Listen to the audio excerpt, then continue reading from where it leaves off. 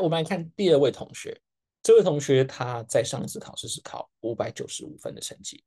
在经过这一次的分析之后，他考到655分的成绩。那我们看差别是什么呢？百分位68.5，直接跳到了655分，百分位91.3。这样算起来，应该也是超过了20%左右的人，而且这20%还是不容易超过的哦，因为那个不是一般的杂鱼，那个就是金字塔更往上的一层的人物了。这位同学现在就很开心的拿655分去申请了。那我们来看他到底是怎么做到呢？第一个，我们刚刚讲说这边会显示投报率的，因为有讲过重复的东西，我就很快来看。这边我给这个同学的建议是，在报酬率比较高，还有很大提升空间、斜率比较高的地方，像是蓝色的 verbal 或者是黑色的 DI，建议他放40%的时间。而数学虽然很强，但是在往上提升空间超过的人有限，对学校来讲其实还好，所以就数学放20%就可以了。这是第一个建议。那我们来看他的数学，那我就直接说明他的就是时间管理失误的题目了。这边颜色稍微有点不一样，绿色的部分就是我刚刚给你看的黄色，就是时间过长的问题。那我们是以刚刚讲的2.2分钟来去计算。那题号这边我标的颜色，标的黄底，指的就是这个地方决策错误了。像这边都还好，为什么？因为这边花的时间，不管你是做对或做错，但 anyway 就是你没有超过3分钟，而且的确前面波动比较大。好，但是你看到后期的时候，这些题目就不应该去花那么多时间。你与其花那么多时间，尤其像你看后面这个地方，后面这7题，你一道题就算你很快做完做错了，你看这几道题做错了，它调整也是一点点一点点的事情。那如果你把这些时间省下来，去把你前面一些不太确定的题目，像这道题，我猜它一定有标记。为什么？你看它会的就很快，你们看到这些题目它就是不会标记的，就是有把握的。这种题目它一定是没有把握的，因为它做的时间比正常的时间还多了1倍以上。就你看得出来，这个同学底子很强，他几乎没有粗心的，因为粗心的意思是，比如说你做0.8、0.9，你会做错。他做的快的题目，他是会算的，而且他算的速度是快的，是有做对的，他不会粗心。但他所有错的题目都是集中在时间长的题目上，那这些题目就是他不会做，而且他肯定有标记起来。那你这些题目，你不如把这个时间省下来。你看3道题如果是最多2分钟，3道题就6分钟，你看这3道题他做了16.8分钟，你把这些题目的时间省，你把这些时间省下来去改前面的题目，万一你改对了，那不就省回来了吗？你改对这2道题，第4、第9题都比起这些波动还要大。它的时间管理，我会认为说这些题目应该时间到了2分钟就要停下来，甚至呢，他如果觉得根本不会做，你可以提前结束，然后在后面有留时间再回来去修改。这位同学刚刚我们有一个特色，就是我观察出来，他就是这些题目就是不会算，所以等一下分析就很重要了。我们来看他到底是哪些地方比较弱，我们来按照难度排序，再按照考点排序。我们可以看到，第一种 content set zero problem state 这种题目搭配 pure 是比较弱的，也就是纯数学题，跟故事内容没什么关系，直接给你公式，直接给你文字让你去算。可是呢，因为它这个分类实在太大了，所以我需要这位同学帮我回去整理他平常做题过程中，平常的做的题目，哪些题目是耗时不会算，而且是跟这5个分类相关的，然后告诉我实际上哪几个分类比较弱。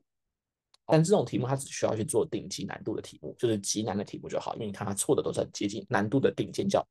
2，地板叫负2，它错的都是接近正2的题目。但我们需要帮他去厘清考点的范围，因为给他的数学时间安排其实是少的，投报率没有那么高。那既然时间少的情况下，那我们就更需要去精准列题。那再来呢，EUV 的地方，这个地方它2道题都是全对，而且它都是做的很快做对的，所以这个地方它是不需要去做额外的练题，平常不需要去练这种题。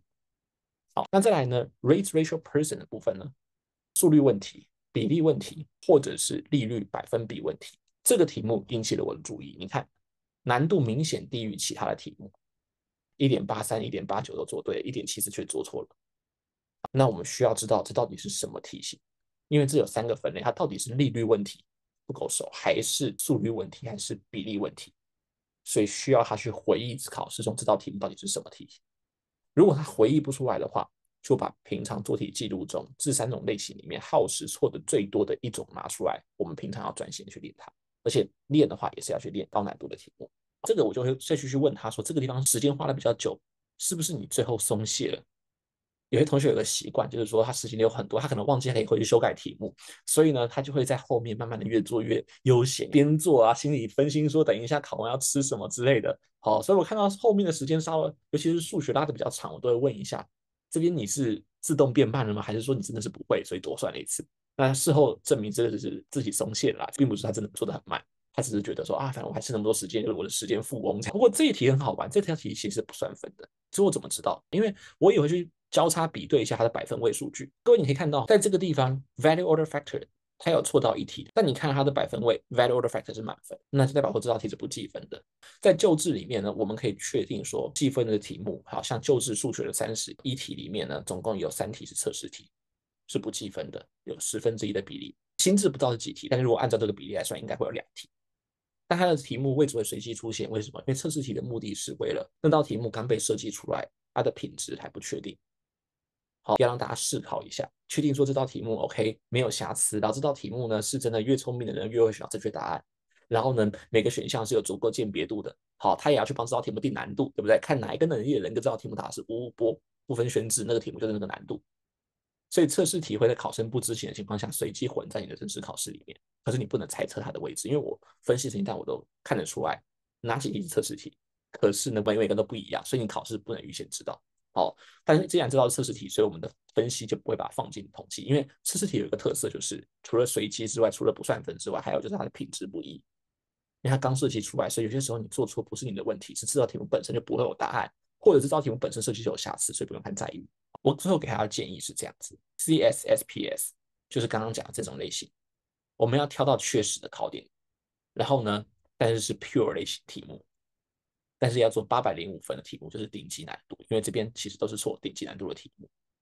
那 race ratio EUA 是不用练的，那 race ratio per 这个地方好，难度明显比较低，所以我们要把难度降到大概7.5分左右，也是很高了，但是比刚刚讲的难度稍微低一点。然后也是做 pure 类型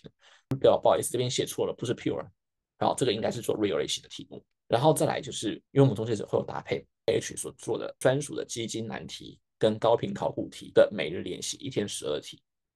很像贪食蛇这样子。所以呢，我会建议他除了这2个弱点题目之外，再另外加练 KH 的这个专属的每日常规练题，让他所有考点都能维持手感。这样子他就可以做到，虽然放的时间少，但是能力依旧不差，因为我们可以去 target 他最弱的部分。